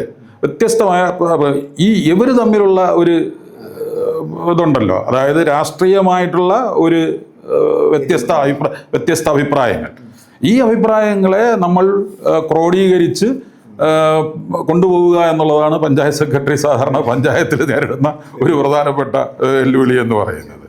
അതാണ് വെല്ലുവിളികളിൽ. പിന്നെ ഉള്ള കാര്യം എന്ന് പറയുന്നത്, ഈ പറഞ്ഞതുപോലെ നമ്മൾ നേരത്തെ പറഞ്ഞല്ലോ, അധികാര വികേന്ദ്രീകരണത്തെക്കുറിച്ച് പറഞ്ഞു. അധികാര വികേന്ദ്രീകരണം എന്ന് പറയുന്നത് ആസൂത്രിത വികസനത്തിലും ഭരണകാര്യങ്ങളിലും വർദ്ധിച്ച അളവിലുള്ള ജനപങ്കാളിത്തത്തെയാണ് നമ്മൾ അധികാര വികേന്ദ്രീകരണം എന്ന് പറയുന്നത്. അതായത് ഭരണത്തിലായിരുന്നാലും ആസൂത്രിത വികസനത്തിലായിരുന്നാലും ജനങ്ങളുടെ പങ്കാളിത്തത്തോടുകൂടി ഭരണവും ആസൂത്രിത വികസനവും മുന്നോട്ട് കൊണ്ടുപോകുന്നതിനെയാണ് നമ്മൾ അധികാര വികേന്ദ്രീകരണം എന്ന് പറയുന്നത്. അധികാര വികേന്ദ്രീകരണമാണ് പഞ്ചായത്തുകളുടെ പ്രധാനപ്പെട്ട ലക്ഷ്യം. പക്ഷേ അത്തരത്തിൽ ഒരു വലിയ ജനപങ്കാളിത്തം നമുക്ക് ഇന്ന് പഞ്ചായത്തുകളിൽ ഉണ്ടാക്കിയെടുക്കാൻ പറ്റുന്നില്ല. ഗ്രാമസഭകളുടെ കാര്യം പറഞ്ഞില്ല, അത് സെക്രട്ടറി അഭിമുഖീകരിക്കുന്ന ഒരു പ്രധാനപ്പെട്ട വെല്ലുവിളിയാണ്. ഇതൊക്കെയാണ് പ്രധാനമായിട്ടും. പിന്നെ എല്ലാ സർക്കാർ ജോലികൾക്കും അതിൻ്റേതായിട്ടുള്ള വെല്ലുവിളികൾ ഉണ്ടാവാൻ, അല്ല നമുക്ക് ശമ്പളം സർക്കാർ തരുന്നത് ആ റിസ്ക് ഏറ്റെടുക്കാൻ വേണ്ടി. പക്ഷേ ഈ റിസ്ക് ഏറ്റെടുക്കുന്നത് ഒരു വലിയൊരു സന്തോഷമാണ്, ഒരു നല്ലൊരു അനുഭവമാണ് എന്നുള്ളതാണ്. അധികാരവും ഉത്തരവാദിത്വവും വെല്ലുവിളിയും ഇതെല്ലാം കൂടി ചേരുമ്പോൾ തന്നെയാണല്ലോ ലൈഫ് മുന്നോട്ട്. തീർച്ചയായും സാർ. അതേപോലെ തന്നെ സാർ ഇപ്പോൾ പറഞ്ഞതുപോലെ നേരത്തെ നമ്മൾ പറഞ്ഞു വന്നതിന് അതിൽ നേരിട്ട് ഒരു പൊതുജനത്തിന് അവരുടെ പരാതികൾ വന്ന് പറയാനുള്ളൊരു സ്ഥലമാണ് പഞ്ചായത്ത് എന്ന് പറയുന്നത്. ചിലപ്പോൾ ഒരു പരാതി കിട്ടിയാൽ എങ്ങനെയായിരിക്കും ഇതിൻ്റെ ഒരു പ്രോസസ്സ്, അല്ലെങ്കിൽ അതെങ്ങനെയായിരിക്കും കൈകാര്യം ചെയ്യുക? ഈ പഞ്ചായത്തുകളിൽ ഉള്ള ഏറ്റവും പ്രധാനപ്പെട്ട ഒരു വിഷയം എന്ന് പറയുന്നത്, ഞാൻ നേരത്തെ പറഞ്ഞല്ലോ, ജനങ്ങൾക്ക് ഏറ്റവും കൂടുതൽ ആക്സസ് ഉള്ള ഓഫീസാണ് പഞ്ചായത്ത്. അതുകൊണ്ട് തന്നെ അവരുടെ ലൈഫിലുണ്ടാകുന്ന ഏതൊരു പ്രശ്നത്തിൻ്റെയും പരിഹാരത്തിനായി അവർ ആദ്യം ഓടിയെത്തുന്നത് പഞ്ചായത്തിലായിരിക്കും. ഒരു പക്ഷേ പോലീസ് സ്റ്റേഷനിൽ പോകേണ്ട ഒരു കേസിന് പോലും അവർ അവിടെ പോകാൻ പേടിച്ചിട്ട് ആദ്യം വരുന്നത് എവിടെയായിരിക്കും? പഞ്ചായത്ത് ഓഫീസിലായിരിക്കും. അതാണ്. അപ്പോൾ ധാരാളം പരാതികൾ, അപേക്ഷകളും ഒക്കെ പഞ്ചായത്ത് ഓഫീസിൽ വരാറുണ്ട്. ഇപ്പോൾ നമ്മൾ പഞ്ചായത്തിൽ നിന്ന് വരുന്ന പരാതികളെ സംബന്ധിച്ച് നമ്മൾ സാധാരണ പഞ്ചായത്തിൽ വരുന്ന പരാതികൾ നമ്മൾ എങ്ങനെയാണ് കൈകാര്യം ചെയ്യുന്നതെന്ന് ചോദിച്ചാൽ, ആദ്യം ഈ പരാതിയുടെ വിഷയം നമ്മൾ പരിശോധിക്കുന്നു. ആ വിഷയത്തിന്മേൽ പഞ്ചായത്ത് സെക്രട്ടറി ഒരു അന്വേഷണം നടത്തുന്നു. ഈ അന്വേഷണം നടത്തി പറ്റുമെങ്കിൽ ഫീൽഡ് അന്വേഷണം നടത്തും. അല്ലെങ്കിൽ ഇരു കക്ഷികളെയും വിളിച്ച് കേൾക്കാനുണ്ടെങ്കിൽ ഇരു കക്ഷികളെയും വിളിച്ച് കേൾക്കും. ആ കേട്ടതിന് ശേഷം യുക്തമായിട്ടുള്ള നിയമാനുസൃതമായിട്ട് ഒരുപാട് നിയമങ്ങളും ചട്ടങ്ങളും പഞ്ചായത്തിന് ബാധകമാണ്. ഏകദേശം 30ഓളം നിയമങ്ങൾ പഞ്ചായത്തിന് ബാധകമാണ്. അതിനനുസരിച്ച് ഒരുപാട് ചട്ടങ്ങളുണ്ട്, ഒരുപാട് നിർദ്ദേശങ്ങളുണ്ട്. അപ്പോൾ ഈ നിർദ്ദേശങ്ങളുടെയൊക്കെ അടിസ്ഥാനത്തിൽ നമ്മൾ പരാതി പരിശോധിച്ച് അതിൻ്റെ സത്യാവസ്ഥ വിലയിരുത്തി കക്ഷികളെ കേൾക്കേണ്ടതുണ്ടെങ്കിൽ കേട്ട് തീരുമാനങ്ങളെടുക്കും. പഞ്ചായത്ത് സെക്രട്ടറി ഉത്തരവായിട്ട് പുറപ്പെടുവിക്കും. ചില പരാതികളൊക്കെ പഞ്ചായത്തിൻ്റെ ഭരണസമിതിയിൽ വയ്ക്കേണ്ടി വരും. അങ്ങനെയുള്ള കാര്യങ്ങളും ഉണ്ടാകാറുണ്ട്. പിന്നെ പഞ്ചായത്തുകളിൽ പ്രസിഡന്റിന് പരാതികൾ പരിഹരിക്കുന്നതിനൊരു സംവിധാനമുണ്ട്. എല്ലാ മാസത്തെയും ആദ്യത്തെ ബുധനാഴ്ച പരാതികൾ പരിഹരിക്കുന്നതിനായിട്ട് പ്രസിഡന്റ് ഒരു അദാലത്ത് വിളിക്കും. അത് പഞ്ചായത്തുകളിൽ കിട്ടുന്ന പരാതിയെല്ലാം ഈ സെക്രട്ടറിയും ഉദ്യോഗസ്ഥരും എല്ലാം പരിശോധിച്ച് അതിന്മേൽ ആവശ്യമായിട്ടുള്ള റിപ്പോർട്ടൊക്കെ എഴുതിയിട്ട് പരാതിക്കാരെ എതിർകക്ഷികളെയൊക്കെ വിളിച്ചിട്ട് പ്രസിഡന്റിന്റെ സാന്നിധ്യത്തിൽ ഇത് പരാതി ഇരുകക്ഷികളെയും കേട്ട് പ്രസിഡന്റ് പരിഹരിക്കുന്നതിനുള്ളൊരു സംവിധാനമുണ്ട്. പിന്നെ പഞ്ചായത്തിന് പരാതി പരിഹരിക്കുന്നതിന് ഒരു ഗ്രീവൻസ് റിഡ്രസൽ മാനുവൽ എന്ന് പറഞ്ഞൊരു മാനുവലുമുണ്ട്. അതിൻ്റെ നടപടിക്രമങ്ങളും ഒക്കെ നമ്മൾ പരാതികൾ പരിഹരിക്കുന്നതായിട്ട് എടുക്കും. തീർച്ചയായിട്ടും. അപ്പം ഇപ്പം സാർ പറഞ്ഞ പോലെ പരാതികൾ പല പല പല വിഷയങ്ങളിലായിരിക്കും വരും. അപ്പോൾ ഒരുപാട് വകുപ്പുകൾ മായിട്ട് ബന്ധപ്പെട്ടായിരിക്കും വരും. അപ്പോൾ ഈ വിവിധ വകുപ്പുകൾ എങ്ങനെയാണ് ഒരു പഞ്ചായത്ത് സെക്രട്ടറി ഏകോപിപ്പിക്കുക? കാരണം ഇപ്പം വാട്ടർ അതോറിറ്റിയുമായി ബന്ധപ്പെട്ട പ്രശ്നങ്ങൾ വരാം, ഇലക്ട്രിസിറ്റിയുമായി ബന്ധപ്പെട്ട പ്രശ്നങ്ങൾ വരാം. ഇതിൽ വിവിധ വകുപ്പുകൾ കൂടി ഇൻ്റഗ്രേറ്റഡ് ആണല്ലോ. അതെ. ഞാൻ നേരത്തെ പറഞ്ഞല്ലോ, നമ്മൾ അധികാര വികേന്ദ്രീകരണം നിലവിൽ വന്ന സമയത്ത് കേരളത്തിൽ ധാരാളം വകുപ്പുകൾ പഞ്ചായത്തിൻ്റെ കീഴിലേക്ക് മാറ്റിയിട്ടുണ്ട്. അതിൽ മാറ്റിയിട്ടുള്ളത് പ്രധാനം കൃഷി, അതുപോലെ മൃഗസംരക്ഷണം, പിന്നെ വിദ്യാഭ്യാസം, ആരോഗ്യം, ഇങ്ങനെ തുടങ്ങി 19ഓളം വകുപ്പുകളുടെ നിയന്ത്രണം പഞ്ചായത്തുകൾ കൊടുത്തിട്ടുണ്ട്. അതിൽ എന്തൊക്കെയാണ് ആ വകുപ്പ്? ഉദാഹരണമായിട്ട് കൃഷി ഓഫീസ് ഉണ്ടെങ്കിൽ കൃഷി ഓഫീസുമായി ബന്ധപ്പെട്ട് പഞ്ചായത്തുകൾ എന്തൊക്കെയാണ് ചെയ്യേണ്ടത്, അത് ആക്ടിനകത്ത് പ്രത്യേകം പ്രൊവിഷൻ പറഞ്ഞിട്ടുണ്ട്. അതുപോലെ വിദ്യാഭ്യാസവുമായി ബന്ധപ്പെട്ട് പഞ്ചായത്തുകൾ എന്തൊക്കെയാണ് ചെയ്യേണ്ടത്, അത് ആക്ടിനകത്ത് പഞ്ചായത്തുകളുടെ ചുമതലയിൽ വ്യക്തമായിട്ട് പറഞ്ഞിട്ടുണ്ട്. അപ്പോൾ അങ്ങനെ 19ഓളം വകുപ്പുകൾ പഞ്ചായത്തുകളുടെ കീഴിൽ വരുന്നുണ്ട്. പഞ്ചായത്ത് ഓഫീസ് എന്ന് പറയുന്നത് ആ പഞ്ചായത്ത് ഓഫീസ് മാത്രമല്ല. ഒരു പഞ്ചായത്തിലെ പഞ്ചായത്ത് എന്ന് പറയുന്നത്, പഞ്ചായത്ത് ഓഫീസ് എന്ന് പറയുന്നത് കൃഷി ഓഫീസ് ഉൾപ്പെടും, അവിടുത്തെ LP സ്കൂള് ഉൾപ്പെടും, അവിടുത്തെ ഞാൻ നേരത്തെ പറഞ്ഞതുപോലെ എന്താണ് നമ്മൾ പറഞ്ഞല്ലോ, വിദ്യാഭ്യാസ വകുപ്പ് പറഞ്ഞു, അതിൽ മൃഗസംരക്ഷണമായിട്ട് മൃഗാശുപത്രി ഉൾപ്പെടും. ഇങ്ങനെ വിവിധ 19ഓളം ഓഫീസുകൾ ഉൾപ്പെടുന്നതാണ് പഞ്ചായത്ത് എന്നൊരു വലിയ സംവിധാനമാണ്. അതിലെ ഉദ്യോഗസ്ഥന്മാർ, അതിലെ ജീവനക്കാർ, ഇവരെല്ലാം പഞ്ചായത്തിൻ്റെ കീഴിൽ വരുന്നതാണ്.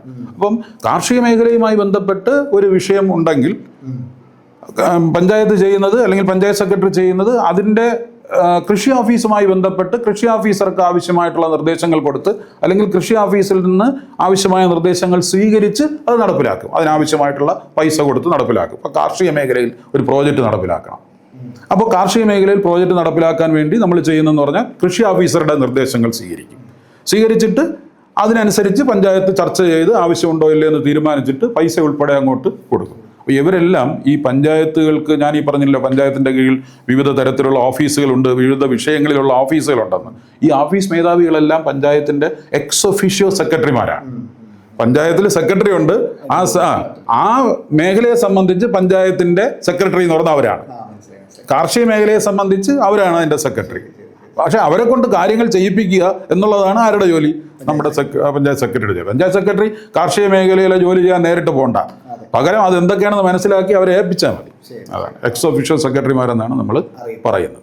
അതേപോലെ തന്നെയാണ് സാർ, ഇപ്പം ഒരുപാട് പ്രകൃതി പ്രശ്നങ്ങളും ഇതിനോടൊപ്പം തന്നെ ഉണ്ടാവും. ഇപ്പം തന്നെ വയനാട്ടിൽ ഇപ്പോൾ ഒരു ലാൻഡ് സ്ലൈഡിങ് ഉണ്ടായി.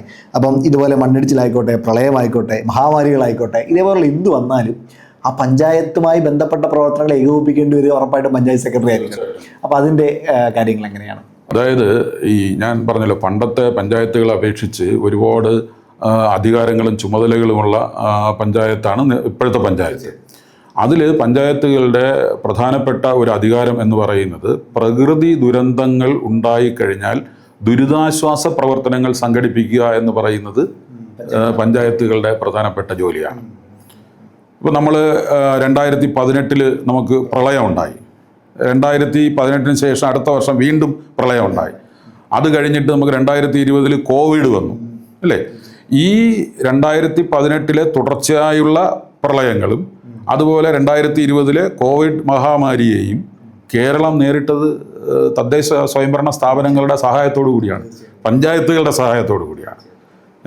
ഒരുപക്ഷെ പഞ്ചായത്തുകൾ ഉണർന്ന് പ്രവർത്തിച്ചില്ലായിരുന്നെങ്കിൽ നമ്മൾ ഇന്ന് കാണുന്ന തരത്തിലുള്ള ഒരു മാറ്റം ആ ദുരന്തങ്ങളെ നേരിടാൻ ഇത്തരത്തിൽ കേരള സമൂഹത്തിന് കഴിയുമായിരുന്നില്ല. എന്താ കാര്യമെന്നറിയാമോ? ഒരു പ്രശ്നം, ഈ ദുരന്തം ഉണ്ടായിക്കഴിഞ്ഞാൽ വളരെ പെട്ടെന്ന് ഇടപെടാനായിട്ട് ഈ പഞ്ചായത്തുകൾക്ക് കഴിയും. അവരെ പുനരധിവസിപ്പിക്കാൻ പെട്ടെന്ന് തന്നെ ആൾക്കാരെ വിളിച്ചു കൊണ്ടുപോയി കൺവീനിയൻ്റ് ആയിട്ടുള്ള സ്ഥലത്ത് താമസിപ്പിക്കാനും കഴിയും. പിന്നെ ദുരന്തം ഉണ്ടായിക്കഴിഞ്ഞാൽ ആ ദുരന്തത്തിന് ശേഷം പലതരത്തിലുള്ള സഹായങ്ങൾ അവർക്ക് കൊടുക്കേണ്ടി വരും. പിന്നെ പലതരത്തിലുള്ള പുനർനിർമ്മാണ പ്രവർത്തനങ്ങൾ നടത്തേണ്ടി വരും. ഇതൊക്കെ പഞ്ചായത്തുകൾക്ക് ചെയ്യാൻ കഴിയും. അങ്ങനെ അതൊക്കെ നമ്മുടെ പഞ്ചായത്തുകൾ ചെയ്യുന്നുണ്ട്. അതുകൊണ്ടാണ് നമുക്ക് ഈ പറഞ്ഞ രണ്ട് പ്രശ്നങ്ങൾ വളരെ രീതിയിൽ പരിഹരിക്കാൻ കഴിയും. പറഞ്ഞ വളരെ കറക്റ്റാണ്. 2018 പ്രളയത്തിന്റെ സമയത്ത് എൻ്റെ പഞ്ചായത്തിൽ ഞാനുണ്ട്. നമ്മൾ ഒറ്റപ്പെട്ടു പോയി. പുറത്ത് അധികം അങ്ങോട്ട് രീതിയിൽ മഴയും റോഡ് മുഴുവൻ ബ്ലോക്ക് ഒക്കെ ആയി. പക്ഷെ ആ സമയത്ത് പഞ്ചായത്തിൽ നിന്നിട്ട് ഇൻഫർമേഷൻ വെച്ച് ഞങ്ങൾ കുറച്ച് വോളണ്ടിയേഴ്സ് ഇറങ്ങി വളരെ ക്വിക്കായിട്ട് ഇൻഫർമേഷൻ വന്നു. നമ്മൾ ഇറങ്ങി ഒരു പോയിന്റ് നമുക്കായിട്ട് തന്നു. ആ പോയിന്റിൽ നിങ്ങൾ 2018 പ്രളയത്തില് ഞങ്ങൾ പഞ്ചായത്തിൽ നിന്ന് ആലപ്പുഴ ജില്ലയിൽ, ഞാൻ തിരുവനന്തപുരം ജില്ലയിലെ ഒരു പഞ്ചായത്തിലെ സെക്രട്ടറി ആയിരുന്നു. ആ സമയത്ത് ഞങ്ങൾ ഇവിടെ നിന്ന് ഒരു ടീം ഇവിടെ നിന്ന് എക്യുപ്മെൻറ്റും മറ്റു കാര്യങ്ങളുമൊക്കെ ആയിട്ട് ക്ലീനിങ്ങിന് അവിടെ പോയി ക്ലീനിങ് ചെയ്തിട്ടുണ്ട്. അതേപോലെ 2020 കോവിഡ് സമയത്തും ഒരുപാട് പ്രവർത്തനങ്ങളൊക്കെ നമുക്ക് അതിനകത്ത്. അതെ, പഞ്ചായത്ത് എന്ന് പറയുന്ന ഒരു സംവിധാനമാണ്. തീർച്ചയായും. ഓക്കെ സാർ, ഈ ഒരുപാട് അഴിമതികളും അധികാര ദുരുപയോഗങ്ങളും ഒക്കെ ഈ ഒരു മേഖലയിൽ ഉണ്ടാവാറുണ്ട്. ഇപ്പം നമ്മൾ പറഞ്ഞ പ്രാദേശിക സ്വയംഭരണ സ്ഥാപനങ്ങളായതുകൊണ്ട് തന്നെ അവിടെയും ഇങ്ങനെയുള്ള പ്രശ്നങ്ങൾ ഉണ്ടാകുന്നു എന്ന് കേൾക്കാറുണ്ട്. സാർ, അതിൻ്റെ വസ്തുത എത്രത്തോളം ഉണ്ട്? അങ്ങനെ ഉണ്ടാവാൻ സാധ്യതയുണ്ടോ? അതിന് ഇനിയും വരുന്നവരെങ്ങനെ നേരിടണം? പഞ്ചായത്തുകളിൽ സാധാരണ നമ്മൾ ഈ ബ്യൂറോക്രാറ്റിക് സെറ്റപ്പിൽ ഉണ്ടാകാവുന്ന ഒരു അഴിമതികളൊക്കെ പഞ്ചായത്തുകളിൽ ഉണ്ടാകാറുണ്ട്. പക്ഷേ ഇത്തരം അഴിമതികളെ തടയുന്നതിനുള്ള ശക്തമായ സംവിധാനം പഞ്ചായത്തിൽ തന്നെ ഉണ്ട്. ഇപ്പം അഴിമതി, സ്വജനപക്ഷപാതം, പഞ്ചായത്തിനുണ്ടാകുന്ന ധനനഷ്ടം, ഇതൊക്കെ പരിഹരിക്കാനായിട്ട് ഒരു പ്രത്യേക സംവിധാനം പഞ്ചായത്തുകൾക്ക് വേണ്ടി പഞ്ചായത്ത് രാജ് നിയമത്തിൽ തന്നെ പറഞ്ഞിട്ടുണ്ട്. ഇപ്പോൾ ഓംബുഡ്സ്മാൻ, തദ്ദേശ സ്വയംഭരണ സ്ഥാപനങ്ങൾക്ക് വേണ്ടിയുള്ള ഓംബുഡ്സ്മാൻ. ഇപ്പോൾ പഞ്ചായത്തിൽ എന്തെങ്കിലും തരത്തിലുള്ള അഴിമതി ഉണ്ടായി, ഒരു സ്വജനപക്ഷപാതം ഉണ്ടായി, പഞ്ചായത്തിന് ആരെങ്കിലും ധനനഷ്ടം ഉണ്ടാക്കി, ഇതൊക്കെ നമുക്ക് ആരുടെ മുമ്പാകെ ചോദ്യം ചെയ്യാൻ പറ്റും? ഓംബുഡ്സ്മാനിൽ പരാതി കൊടുത്തിട്ട് പരിഹാരം ഉണ്ടാക്കാൻ പറ്റും. പിന്നെ സർക്കാരിൻ്റേതായിട്ടുള്ള സംവിധാനങ്ങളുണ്ട്. ഇപ്പോൾ വിജിലൻസ് സംവിധാനങ്ങൾ, അതും ഇതുമൊക്കെ നമുക്ക് ഉപയോഗിക്കാൻ കഴിയും. പിന്നെ നമ്മൾ നേരത്തെ പറഞ്ഞതുപോലെ ജനങ്ങൾക്ക് ഉള്ള പരാതികൾ പലതരത്തിലുള്ള സംവിധാനങ്ങളുടെ മുമ്പാകെ ഉന്നയിച്ചിട്ട് പരാതി പരിഹരിക്കാനും പറ്റും. ഇപ്പോൾ പൊതുജനത്തിന് തന്നെ പഞ്ചായത്തിനെ കുറിച്ചോ പഞ്ചായത്ത് അംഗങ്ങളെ കുറിച്ചോ ഒക്കെ ഉള്ള പരാതികൾ, ഉദ്യോഗസ്ഥരെ കുറിച്ചോ ഒക്കെ ഉള്ള പരാതികൾ ഈ ഓംബുഡ്സ്മാനിൽ കൊടുക്കാൻ പറ്റും. അതുവഴി പരിഹാരം ഉണ്ടാക്കാൻ പറ്റും. അപ്പോൾ അതൊക്കെയാണ് പ്രധാനമായിട്ടും ആ മേഖലയിൽ പ്രധാനമായും നമ്മൾ. എനിക്ക് തോന്നുന്നു ഈ പറഞ്ഞതുപോലെ തന്നെ ഒരു ഗസറ്റഡ് റാങ്കാണ്. അപ്പോൾ സ്വാഭാവികമായിട്ടും ഒരുപാട് അധികാരങ്ങളുണ്ട്. അപ്പോൾ അതിനെ ഏറ്റവും നന്നായി വിനിയോഗിച്ചാൽ ഒരുപാട് പേർക്ക് ഒരു പ്രകാശം നൽകും. അതെ. അതായത് പഞ്ചായത്തിൽ നമുക്ക്, ഞാൻ നേരത്തെ പറഞ്ഞല്ലോ, ഒരിക്കലും വിരസത ഉണ്ടാകുന്ന ഓഫീസല്ല. നമ്മൾ ഇപ്പോൾ ഒരുപാട് നിയമങ്ങളും ചട്ടങ്ങളും ഉണ്ടാക്കിയിട്ടുണ്ട്. ഈ നിയമങ്ങളും ചട്ടങ്ങളും ഒക്കെ ഉണ്ടാക്കിയിരിക്കുന്നത് ജനങ്ങൾക്ക് വേണ്ടിയാണ്. അപ്പം പക്ഷേ ജനങ്ങൾക്ക് വേണ്ടിയാണ് ഈ നിയമങ്ങളും ചട്ടങ്ങളും ഉണ്ടാക്കിയിരിക്കുന്നതെങ്കിലും പലപ്പോഴും ബ്യൂറോക്രാറ്റിക് സെറ്റപ്പിൽ നടക്കുന്നൊരു വിഷയം എന്ന് പറയുന്നത് ഇത് പ്രയോഗിക്കുമ്പോൾ എന്തായിപ്പോവും, ജനങ്ങൾക്ക് എതിരായിപ്പോവും. അപ്പം നമ്മൾ ജനങ്ങൾക്ക് വേണ്ടിയാണ് ഈ നിയമങ്ങളൊക്കെ ഉണ്ടാക്കി വെച്ചിരിക്കുന്നതെന്നും അത് അവർക്ക് പ്രയോജനപ്രദമായ രീതിയിൽ അതിനെ ഇംപ്ലിമെൻ്റ് ചെയ്യണം എന്നുമുള്ള ഒരു ആറ്റിറ്റ്യൂഡ് നമുക്കുണ്ടെങ്കിൽ ഒരിക്കലും നമുക്ക് ഈ പറഞ്ഞ ഒരു പരാതി ഉണ്ടാകാറില്ല. പൊതുവേ പൊതുജനത്തിൻ്റെ പക്ഷത്തുനിന്ന് ഉണ്ടാകുന്ന ഒരു പരാതി എന്ന് പറയുന്നത് ഈ റൂള് ചട്ടമൊക്കെ നോക്കിയ ആളുകൾ ചെയ്യുന്നു എന്നുള്ളതാണ്. പക്ഷെ അത് ഈ കൈകാര്യം ചെയ്യുന്ന ഉദ്യോഗസ്ഥർക്ക് വരുന്നൊരു പാളിച്ചയാണ്. അത് ജനങ്ങൾക്ക് വേണ്ടിയാണ് ഈ ചട്ടം. അതുകൊണ്ട് ജനങ്ങൾക്ക് അനുകൂലമായ രീതിയിൽ നമുക്കതിനെ വ്യാഖ്യാനിച്ച് അവർക്ക് വേണ്ടി കാര്യങ്ങൾ ചെയ്തു കൊടുക്കാൻ പറ്റണം. അതാണ് അതിനകത്ത്. ഓക്കെ സാർ, അതേപോലെ തന്നെ ഇപ്പം സാർ പറഞ്ഞതിൽ നിന്ന് കുറേ ഗുണങ്ങൾ ഒരു പഞ്ചായത്ത് സെക്രട്ടറിക്ക് വേണം. തീർച്ചയായിട്ടും അതെനിക്ക് മനസ്സിലാവുന്നുണ്ട്. ഇപ്പം പഠിച്ചുകൊണ്ടിരിക്കുന്ന ഒരു ഉദ്യോഗാർത്ഥി എന്ന നിലയ്ക്ക് എന്തൊക്കെ ഗുണങ്ങളാണ് ഒരു പഞ്ചായത്ത് സെക്രട്ടറി എന്ന നിലയിൽ അയാൾ സ്വായത്തമാക്കേണ്ടത്? ഈ പഞ്ചായത്ത് സെക്രട്ടറി സ്വായത്തമാക്കേണ്ട ഒരു പ്രധാനപ്പെട്ട കാര്യങ്ങളെന്ന് പറയുന്നത്, ഗുണങ്ങളെന്ന് പറയുന്നത്, ഞാൻ നേരത്തെ തന്നെ പറഞ്ഞല്ലോ, ഈ പഞ്ചായത്ത് സെക്രട്ടറി നേരിടുന്ന വെല്ലുവിളികൾ എന്തൊക്കെ എന്ന് ചോദിച്ചായിരുന്നു. അപ്പോൾ ഞാൻ പറഞ്ഞു അവിടെ എന്താണ് ഈ വ്യത്യസ്തങ്ങളായിട്ടുള്ള രാഷ്ട്രീയ ആശയങ്ങളുടെ ഒരു സംഘർഷം പലപ്പോഴും പഞ്ചായത്തുകളിൽ ഉണ്ടാകാറുണ്ട്. നമ്മൾ പലപ്പോഴും ചില തീരുമാനങ്ങൾ എടുക്കുന്നതിൽ ഒരു ഒരു ഒരു ഡിലമയിൽ വരും. മനസ്സിലായില്ലേ? അപ്പോൾ ഇത്തരം വ്യത്യസ്തങ്ങളായിട്ടുള്ള ഒരു ഒരു സംഘടന ഉണ്ടല്ലോ, ഈ സമയത്ത് ഉചിതമായ തീരുമാനമെടുക്കാൻ നമുക്കൊരു കഴിവുണ്ടാവണം. Decision making പ്രോപ്പറായിരിക്കണം. അപ്പോൾ നിയമാനുസൃതമായിട്ട് ജനങ്ങൾക്ക് ഉപകാരപ്രദമായിട്ടാണ് നമ്മൾ തീരുമാനങ്ങൾ എടുക്കുന്നത് എന്ന് നമ്മളൊരു കൃത്യമായിട്ടുള്ള ഒരു തീരുമാനം എടുക്കാനൊരു കഴിവ് നമുക്ക് ഉണ്ടായിരിക്കണം. മറ്റൊരു പ്രധാനപ്പെട്ട കാര്യം എന്ന് പറഞ്ഞാൽ പഞ്ചായത്ത്, ഞാൻ നേരത്തെ പറഞ്ഞു, പഞ്ചായത്ത് എന്ന് പറയുന്നത് വെറും പഞ്ചായത്ത് ഓഫീസല്ല. പഞ്ചായത്ത് ഓഫീസിൽ ഏകദേശം 10-25 ജീവനക്കാരുണ്ടാവും. അതുപോലെ പഞ്ചായത്തിൻ്റെ കീഴിലുള്ള വിവിധ വിഷയങ്ങളുമായി ബന്ധപ്പെട്ട് കൃഷി ഓഫീസ്, സ്കൂളുകൾ, മൃഗസംരക്ഷണ ഓഫീസ്, അങ്ങനെ പറഞ്ഞ് ഒരുപാട് ഓഫീസുകൾ പഞ്ചായത്തിൻ്റെ കീഴിലുണ്ട്. ഈ ഓഫീസുകളിലും ഓഫീസർമാരും അതുപോലെ തന്നെ പലതരത്തിലുള്ള ജീവനക്കാരുമുണ്ട്. അപ്പോൾ ഒരു 10-100ഓളം ജീവനക്കാർ പഞ്ചായത്തിൻ്റെ കീഴിൽ തന്നെ യഥാർത്ഥത്തിൽ ലഭ്യമാണ്. 100 അല്ല, അതിൽ കൂടുതലാണെങ്കിലേ ഉള്ളൂ ആണ്.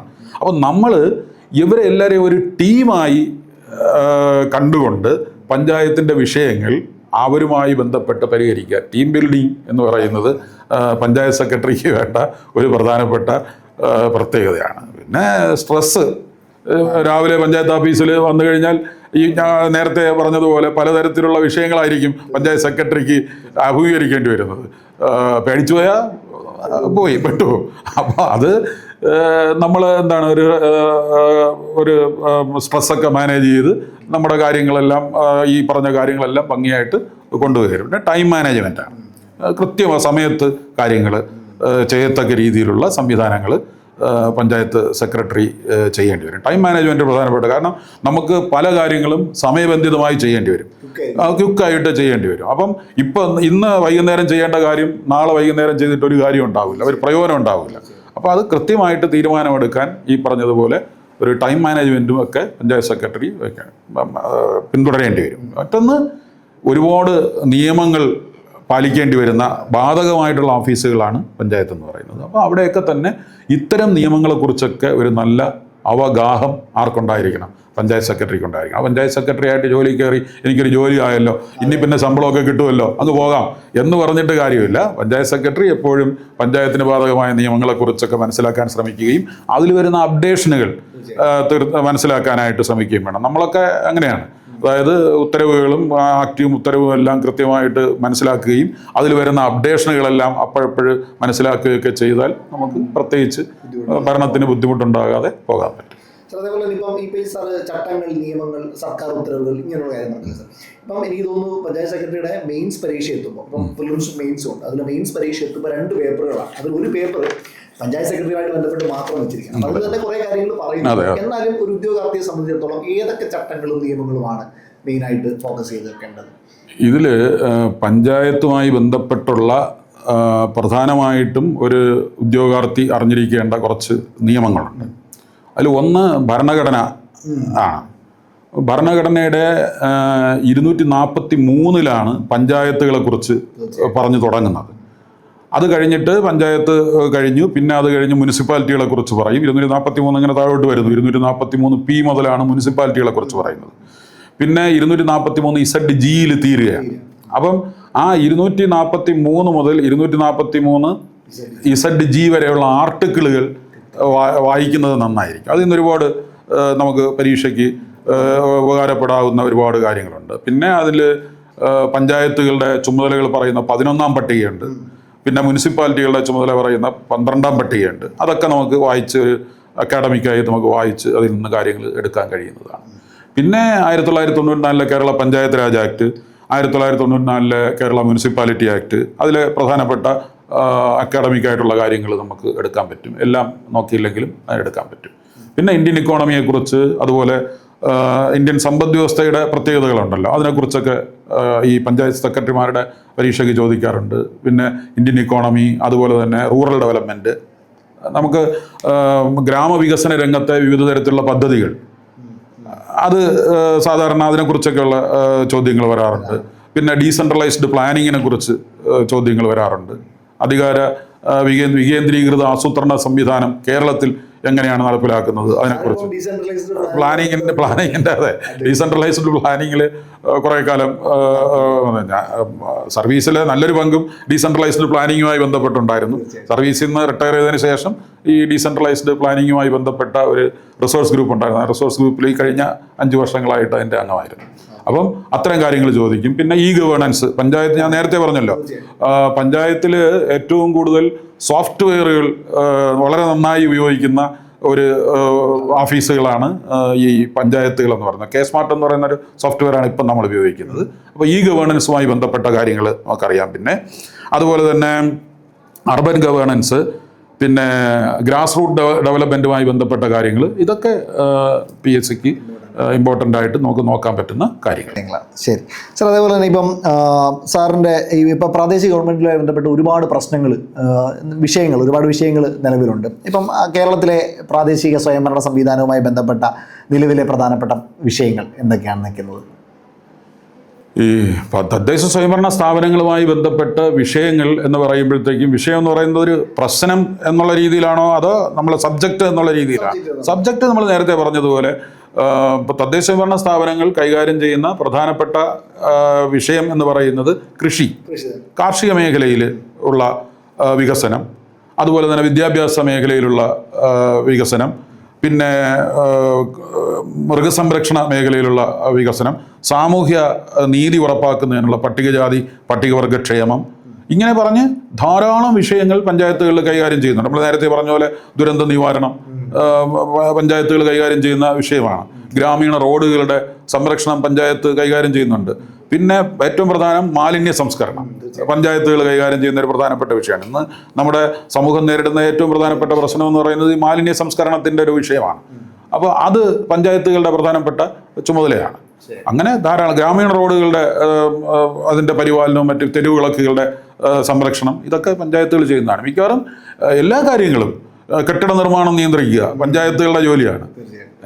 അതുപോലെ തന്നെ കെട്ടിട നിർമ്മാണം നിയന്ത്രിക്കുക, തെരുവുവിളക്കുകൾ സംരക്ഷിക്കുക, കളിസ്ഥലങ്ങൾ സംരക്ഷിക്കുക, പൊതുസ്ഥലങ്ങൾ സംരക്ഷിക്കുക, ഇങ്ങനെ പറഞ്ഞ് ഒരുപാട് ചുമതലകൾ പഞ്ചായത്തുകൾക്ക് ഉണ്ട്. സാർ, അതേപോലെ തന്നെ വളരെ കുട്ടികൾ കേൾക്കാൻ ആഗ്രഹിക്കുന്ന ഒരു കാര്യമായിരിക്കും, സാറിൻ്റെ പഠന കാലഘട്ടം എങ്ങനെയായിരുന്നു, അല്ലെങ്കിൽ പഠന രീതികൾ എന്തൊക്കെയായിരുന്നു? ഇന്നത്തെ കുട്ടികൾക്ക് ചിലപ്പോൾ അതിൽ നിന്ന് കുറേ കാര്യങ്ങൾ കിട്ടാനുണ്ടാവും.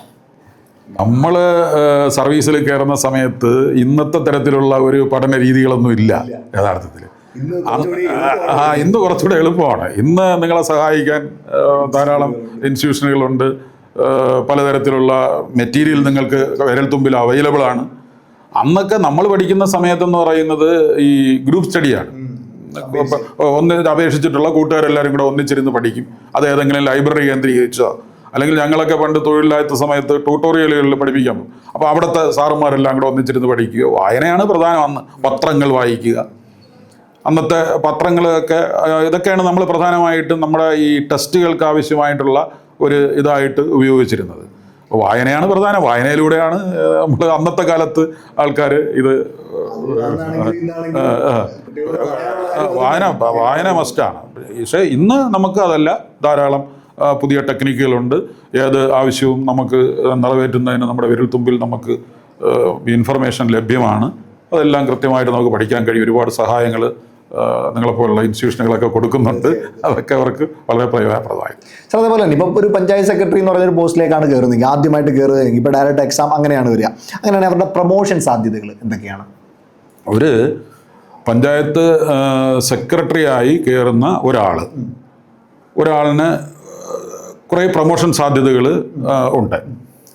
പഞ്ചായത്ത് സെക്രട്ടറിയുടെ പ്രൊമോഷൻ സാധ്യതകൾ ഒന്ന്, ഈ പഞ്ചായത്ത് സെക്രട്ടറിയായി കയറുന്ന ഒരാൾ അടുത്ത ഒരു സീനിയർ പഞ്ചായത്ത് സെക്രട്ടറി ആയിട്ട് ഒരു തസ്തികയിലേക്ക് ഒരു പ്രൊമോഷൻ കിട്ടും.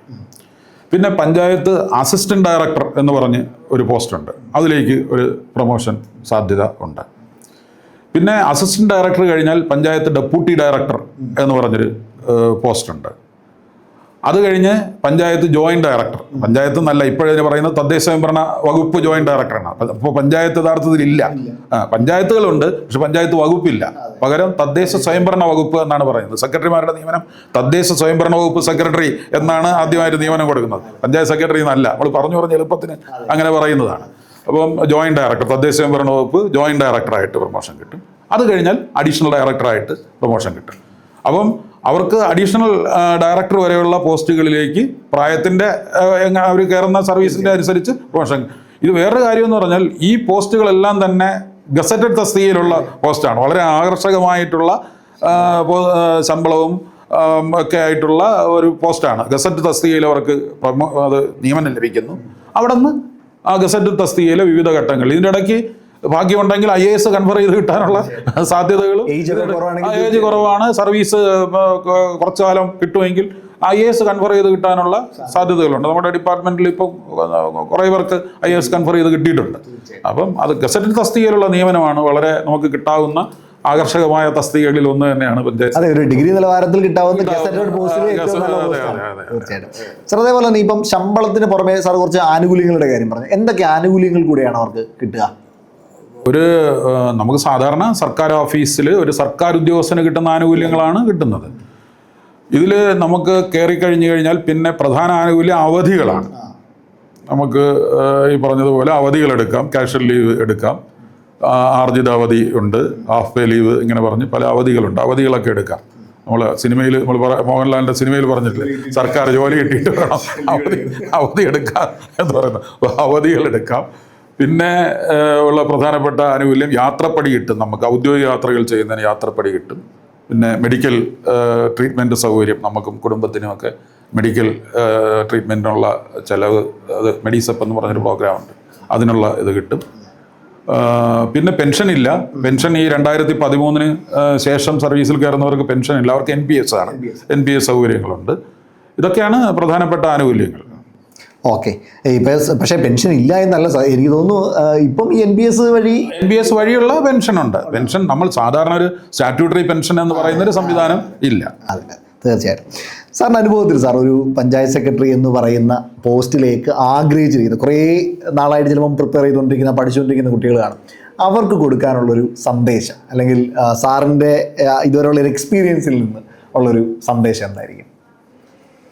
പഠിച്ചുകൊണ്ടിരിക്കുന്ന കുട്ടികൾ നന്നായി പഠിക്കുക. അത് തന്നെ, നന്നായി പഠിച്ച്, അതായത് യാതൊരു തരത്തിലുള്ള വിട്ടുവീഴ്ചയും കൊടുക്കാതെ പഞ്ചായത്ത് സെക്രട്ടറി പോസ്റ്റിൽ ആപ്ലിക്കേഷൻ കൊടുത്തിട്ടുള്ള കുട്ടികൾ നന്നായി പഠിക്കുമ്പം ഈ പറഞ്ഞതുപോലെ നമ്മൾ വീട്ടിലിരുന്ന് പഠിച്ച് ടെസ്റ്റ് എഴുതാം എന്ന് പറഞ്ഞാൽ ലക്ഷക്കണക്കിന് ആളുകളുമായിട്ട് എഴുതുന്നതായിരിക്കും. അത് നടക്കണമെന്നില്ല.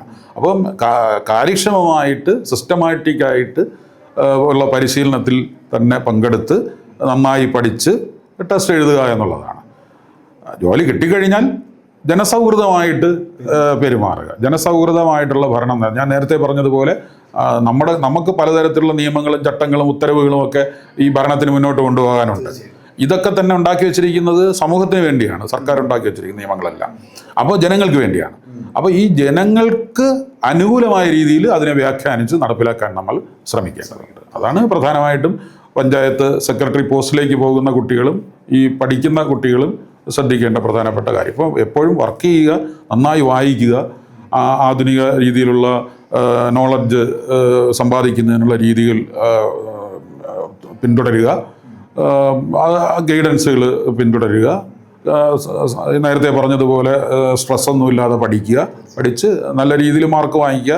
ഉയർന്ന മാർക്ക് വാങ്ങിച്ചാലേ ഈ പറഞ്ഞതുപോലെ ഈ പോസ്റ്റിലേക്ക് കയറാൻ പറ്റും. ഈ പോസ്റ്റിൽ കയറി കഴിഞ്ഞാൽ ഈ പറഞ്ഞതുപോലുള്ള ഒരുപാട് ഉയർന്ന പദവികളൊക്കെ അവസരങ്ങളുമൊക്കെ നിങ്ങളെ പ്രതീക്ഷിച്ചിരിക്കുന്നുണ്ട്, അവരെ പ്രതീക്ഷിച്ചിരിക്കുന്നുണ്ട്. പിന്നെ ഞാൻ പറഞ്ഞില്ല, IAS വരെ കൺഫർ ചെയ്ത് കിട്ടാനുള്ള സാധ്യത ഇത്തരത്തിലൊരു പോസ്റ്റിൽ കയറുന്ന കുട്ടികൾക്ക് ഉണ്ട് എന്നുള്ളതാണ്. തീർച്ചയായും. അപ്പോൾ അത്രയും കാര്യങ്ങളാണ്, ഒരുപാട് കാര്യങ്ങൾ നമ്മൾ സംസാരിച്ചു. അപ്പോൾ ഇതിൽ എനിക്ക് സന്തോഷമുള്ളൊരു കാര്യം, നോർമലി ഉള്ള ഒരു പോസ്റ്റിനെ പറ്റി പറയുന്നതിനേക്കാൾ അപ്പുറം ഇവർക്ക് ഒരുപാട് പഠിക്കാനുള്ള, പരീക്ഷയ്ക്ക് ഉപകാരപ്പെടാനുള്ള കാര്യങ്ങൾ തീർച്ചയായിട്ടും ഇതിൽ നിന്ന് കിട്ടിയിട്ടുണ്ട്. അപ്പോൾ അതിൽ ഞാനും എനിക്ക് സന്തോഷമുണ്ട്, കേട്ട നിങ്ങൾക്കും അതിൽ നിന്ന് ഒരുപാട് കാര്യങ്ങൾ കിട്ടിയിട്ടുണ്ടാവും. അപ്പോൾ ഒരുപാട് സന്തോഷമുണ്ട് sir. Thank you so much നമ്മളോടൊപ്പം ഈ ഒരു സമയം ചെലവഴിച്ചതിന്. ഒപ്പം മക്കളെ, ഇതേപോലെയുള്ള ഇൻട്രസ്റ്റിംഗ് ആയിട്ടുള്ള ഒരുപാട് ആളുകൾ നമ്മളുടെ അടുക്കിലേക്ക് വരുന്നുണ്ട്. അപ്പോൾ അവരെയൊക്കെ തുടർന്നുള്ള ദിവസങ്ങളിലും നമ്മളിലേക്ക് എത്തിക്കുന്നതായിരിക്കും. അപ്പോൾ ഇതുവരെ കൂടെ ഉണ്ടായിരുന്ന നന്ദകുമാർ സാറിനോട് ഒരു താങ്ക്സ് പറയുകയാണ്, നിങ്ങളുടെ ഭാഗത്തു നിന്നുള്ള ഒരു താങ്ക്സ് കൂടെ പറയുകയാണ്. നമ്മുടെ ബാച്ചുകളെ പറ്റിയിട്ടോ അല്ലെങ്കിൽ ഏതെങ്കിലും തരത്തിലുള്ള ഗൈഡൻസിനെ പറ്റിയിട്ടോ ഒക്കെ നിങ്ങൾക്ക് അറിയണമെന്നുണ്ടെങ്കിൽ 8281 2233 6 എന്ന നമ്പറിലോട്ട് കോൺടാക്ട് ചെയ്യാം. Thank you so much. നമുക്ക് മറ്റൊരു സെഷനിൽ കാണുന്നത് വരേക്കും താങ്ക് യു.